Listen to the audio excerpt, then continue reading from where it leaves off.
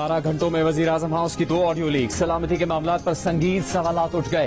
क्या वजीर आजम हाउस इतना गैर महफूज है कि वहां होने वाली गुफ्तगू कहीं और सुनी जा सकती है? क्या ऑडियो लीक्स के बाद वजीर आजम हाउस में कौमी सलामती के मामले पर कोई इजलास हो सकता है?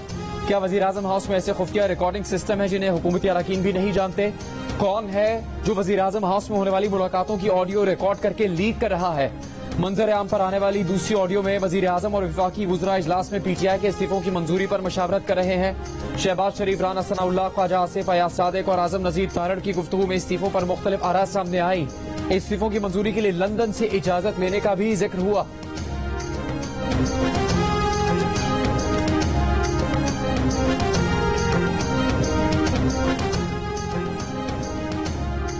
वज़ीर आज़म शहबाज शरीफ की गुज़श्ता रोज जारी मुबैना ऑडियो टेप में एक शख्स गुफ्तगू के दौरान मुबैना तौर पर शहबाज शरीफ को बता रहा है कि मरियम नवाज अपने दामाद के लिए भारत से पावर प्लांट दरामद करने का कह रही हैं। आधा प्लांट भारत से आ चुका था, आधा बाकी है। मामला इक़्तिसादी राबता कमेटी में जाएगा, इससे मुश्किलात पैदा होंगी। शहबाज शरीफ का भी इत्तफाक, कहा ऐसा नहीं होना चाहिए।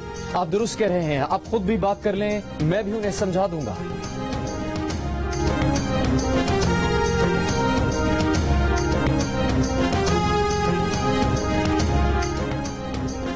ऑडियो लीक्स की इंक्वायरी शुरू हो चुकी है। अगर PM हाउस में कोई आला फिट हुआ तो ये सीरियस मामला होगा, मगर ये इंक्वायरी से ही मालूम होगा। नतीजा आने तक किसी बात को सीरियस न लिया जाए।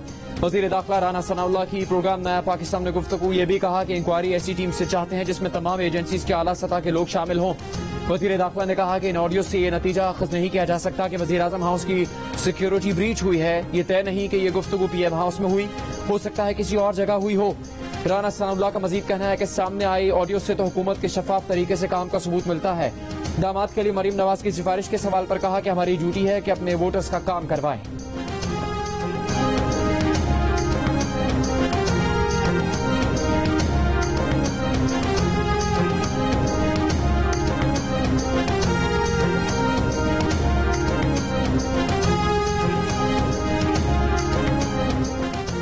मरियम नवाज के दामाद की जानिब से भारत से पावर प्लांट की मशीनरी दरामद करने के मामले का ड्रॉप सीन। वफाकी हुकूमत ने 2020 में भारत से हर तरह की दरामद पर पाबंदी लगाई थी। मरियम नवाज के दामाद के जेर तामीर पावर प्लांट का 60% काम 2020 से पहले मुकम्मल हो चुका था। उस वक्त ये सवाल सामने आया था कि पाबंदी से पहले शुरू होने वाले मनसूबों के लिए हुकूमत की क्या पॉलिसी होगी।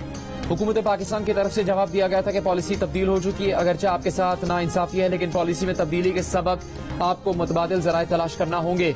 हुकूमती फैसले के बाद मरियम नवाज शरीफ के दामाद ने पावर प्लांट की दरामद के लिए चीन से राबता कर लिया।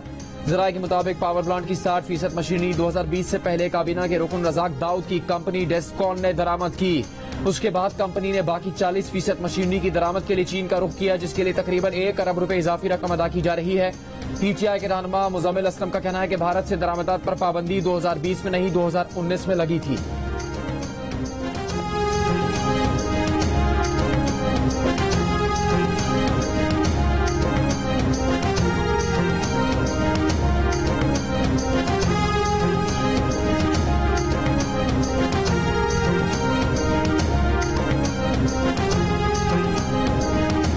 वो जो मुजरिम कातिल राना सनाउल्लाह, उसका भी प्लान है और शहबाज शरीफ का भी और मेरा भी प्लान है।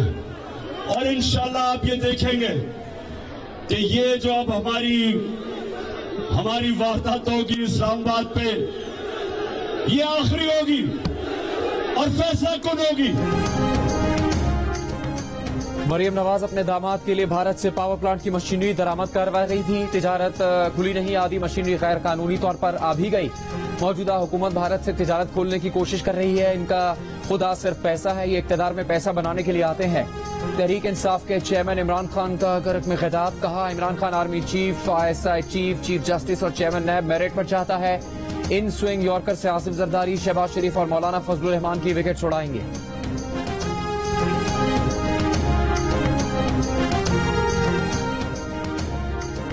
वजीर इत्तलात मरीम औरंगजेब ने करक में इमरान खान के खिताब को बेशर्मी करार दे दिया। कहा ऑडियो सबूत है कि कोई गैर कानूनी काम नहीं हुआ, न ही किसी को कोई नाजायज फायदा पहुंचाया गया। भारत से बिजली का प्लांट इमरान की हुकूमत की पॉलिसी और कानून के मुताबिक आया। इन्हें गुस्सा इस बात का है कि शहबाज शरीफ ने कोई पॉलिसी बदली, ना जमीन मांगी, ना ही 5 कैरेट के हीरे मांगे। इमरान खान को गुस्सा और तकलीफ ही यह है कि ऑडियो से भी कोई गैर कानूनी चीज बरामद न हो सकी। कोई गैर कानूनी काम न होने पर इमरान खान गुस्से से पागल हो गए हैं।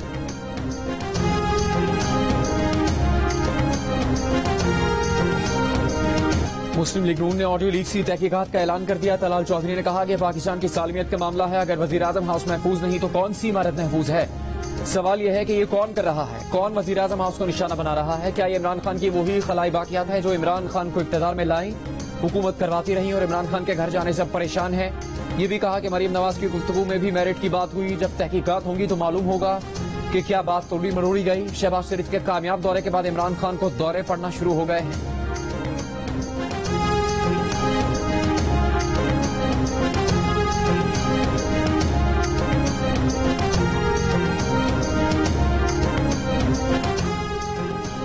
पीटीआई रहनुमा फवाद चौधरी का कहना है कि वजीर आजम ऑफिस का डेटा जिस तरह डार्क वेब पर फरोख्त के लिए पेश हुआ वो साइबर सिक्योरिटी के हालात बताता है। ये इंटेलिजेंस एजेंसीज खुसूसन आईबी की बहुत बड़ी नाकामी है। सियासी, सिक्योरिटी और खारजा मौज़ूआत पर गुफ्तगू अब सबके हाथ में है। इसहाक डार मंगल को बतौर वजीर खजाना हल्फ उठाएंगे। लंदन में 2 दिन की तवील मुशावरत के बाद फैसला हो गया। मुस्लिम लीग नून के कायद नवाज शरीफ ने इसहाक डार को मशवरा दिया कि पाकिस्तान जाना ही है तो वजीर आजम शहबाज शरीफ के साथ जाएं। इसहाक डार वजीर आजम शहबाज शरीफ के साथ ही पाकिस्तान रवाना होंगे। मुशावरती इजलास में मिफ्ता इस्माइल ने अपना इस्तीफा नवाज शरीफ को पेश किया। नवाज शरीफ ने मुश्किल हालात में जिम्मेदारी निभाने पर मिफ्ता इस्माइल की कोशिशों को सराहा। इजलास के शुरका का कहना था कि साबिक हुकूमत की लगाई गई मुआशी तबाही की आग मौजूदा हुकूमत को बुझाना पड़ी।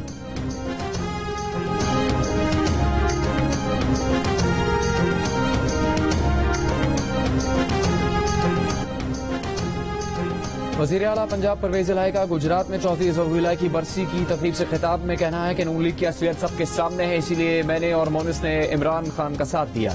शहबाज शरीफ को वज़ीर आज़म बनाकर कौम को क्या तोहफा पेश किया गया। इस्लामाबाद तक महदूद इस खानदान को मॉडल टाउन मुकदमे में उम्र कैद की सजा होगी।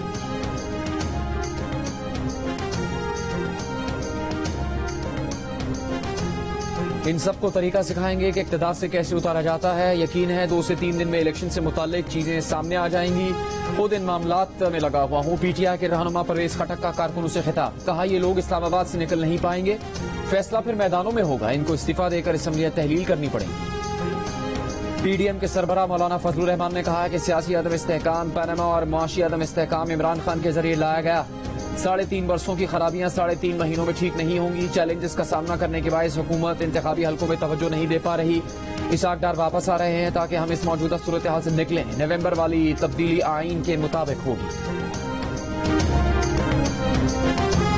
चेयरमैन पीटीआई इमरान खान की जानिब से आज फिर खैबर पख्तूनख्वा के सरकारी वसाइल का इस्तेमाल। इमरान खान इस्लामाबाद से वजीर आला महमूद खान के हमरा हेलीकॉप्टर में करक पहुंचे। वजीर आला और इमरान खान के हमरा दीगर पीटीआई रहनुमा भी हेलीकॉप्टर में थे। सूबाई वजीर शौकत यूसुफजई का कहना है कि वजीर आला किसी को भी अपने साथ हेलीकॉप्टर में सवार कर सकते हैं। नए कानून के तहत वजीर आला वज़रा और सेक्रेटरी सरकारी हेलीकॉप्टर इस्तेमाल कर सकते हैं।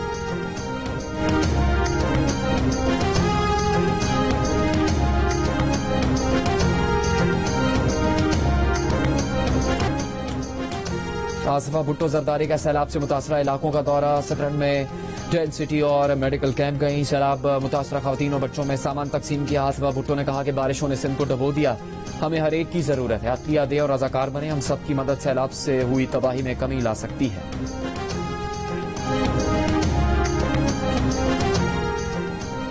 बेटे का हाथों बीवी के कत्ल केस में सीनियर सहाफी अयाज अमीर 1 रोजा जिस्मानी रिमांड पर पुलिस के हवाले। अदालत में अयाज अमीर ने बताया कि वो वारदात के वक्त इस्लामाबाद में नहीं चकवाल में थे। उन्होंने खुद पुलिस को इतला दी। उनके बेटे का कत्ल में कोई दिफा नहीं बनता। जराये का कहना है कि मुल्जिम शाहनवाज और मकतूला सारा का निकाह 18 जुलाई को चकवाल में हुआ था। बाज़ाबिता शादी और रुखसती की बात दोनों खानदानों में चल रही थी। सारा के वालिद आज कनाडा से पाकिस्तान पहुंचेंगे।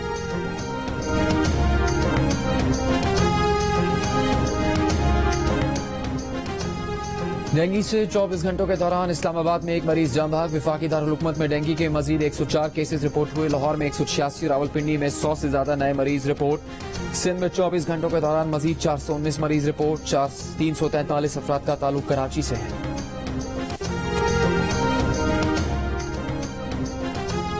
वजीर आजम शहबाज शरीफ ने दौरा अमरीका में सरकारी खजाने से कोई खर्चा नहीं किया। पीएम हाउस के जराये कहते हैं कि शहबाज शरीफ ने अपने और वफ्द में शामिल वज़रा के अखराजात अपनी जेब से अदा किए।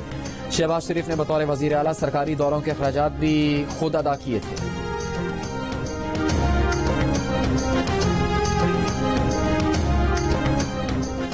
सदर अलवी अपने लिए सियासी जगह पैदा करने की कोशिश बंद करें। पीपल्स पार्टी के सीनियर रहनुमा रजा रब्बानी की तंबीह। कहा आरिफ अलवी ईमानदार सालिस नहीं, ना ही सियासी मकालमे के लिए सियासी स्टेक होल्डर्स के लिए काबिल कबूल है।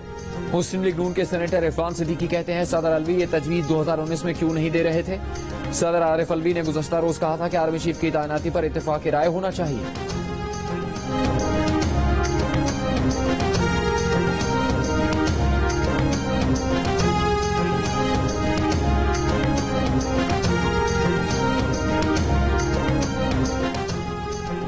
मौलाना फजलुर रहमान की गुफ्तगू पर रहनुमा तहरीक इंसाफ अली अमीन गंडापुर का रद्द-ए-अमल। कहा फजलुर रहमान को सिर्फ इक़्तिदार की भूख है, मुल्की मफाद से कोई गर्ज नहीं। साकडार ने मईशत को तबाह किया, इसके तजर्बे से हमेशा मुल्क को नुकसान हुआ।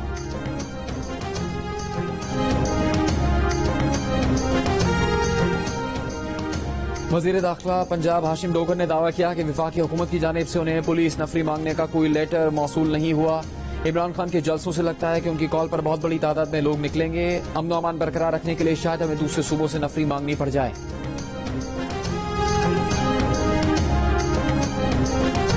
खैबर पख्तूनख्वा की जामियात से निकाले गए मुलाजमीन का बनीगाला में एहतजाज दूसरे रोज भी जारी। मुजाहिरीन का बहाली तक एहतजाज खत्म करने से इनकार।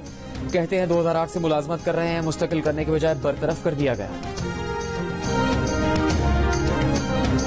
यूएफा नेशंस लीग में जमहूरिया चेक के खिलाफ मैच में पुर्तगाल के क्रिस्टियानो रोनाल्डो जख्मी हो गए। गोल करने के लिए हेड करने की कोशिश में रोनाल्डो जमहूरिया चेक के गोलकीपर से टकरा गए। जख्मी होने पर ग्राउंड से बाहर ले जाया गया।